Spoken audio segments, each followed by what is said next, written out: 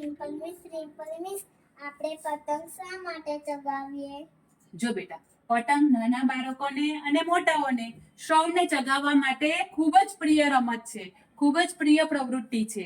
નાના અને મોટા એકબીજાની સાથે રહીને પતંગ ચગવે છે, ત્યારે સમૂહ ભાવના કેળવાય છે. એકબીજાના વિચારોને અપનાવીને આપણે કાર્ય કરીએ છીએ, ત્યારે એક મૈત્રી ભર્યા સંબંધ કેળવાય છે. પતંગ ચગાવવાથી સૂર્યના પ્રકાશ આપણને પ્રાપ્ત થાય છે, વિટામિન ડી પ્રાપ્ત થાય છે, આપણા હાથ, પગ અને આંખને કસરત મળે છે.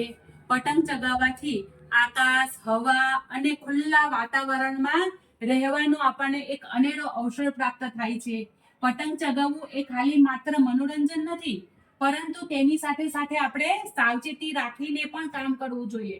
પતંગ ચગાવતી વખતે ક્યારે પણ અન્યને નુકસાન પહોંચે એ રીતે કાર્ય કરવું જોઈએ નહીં. પશુ પક્ષીનું પણ ધ્યાન રાખવું જોઈએ.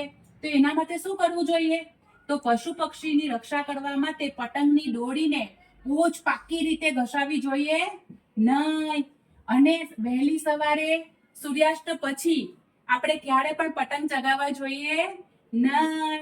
ધાબા ઉપર, રસ્તા ઉપર પતંગ પકડવા માટે દોડાદોડી કરવી જોઈએ નહીં. તમે બધા બાળકો છો ને, તો પપ્પાની ગાડી ઉપર આગળ બેસીને જવું જોઈએ નહીં. આવી નાની નાની કાળજી રાખવી જોઈએ.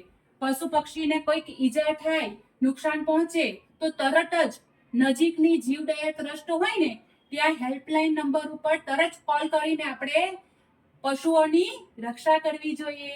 આવી બધી સાવચેતી રાખીને ઉત્તરાયણની મજા માણવી જોઈએ. બરાબર ને? તો આપ સૌ પણ તમારા પરિવાર સાથે, તમારા બાળકો સાથે, ફેમિલી સાથે ઉત્તરાયણની મજા માણો, પણ સાથે સાથે અન્યનું નુકસાન ન પહોંચે, અન્યને કોઈ પણ ઈજા ના થાય એનું ધ્યાન રાખશો એવી હું આશા રાખીને આપ સૌને મકર સંક્રાંતિની હાર્દિક શુભકામના પાઠવું છું.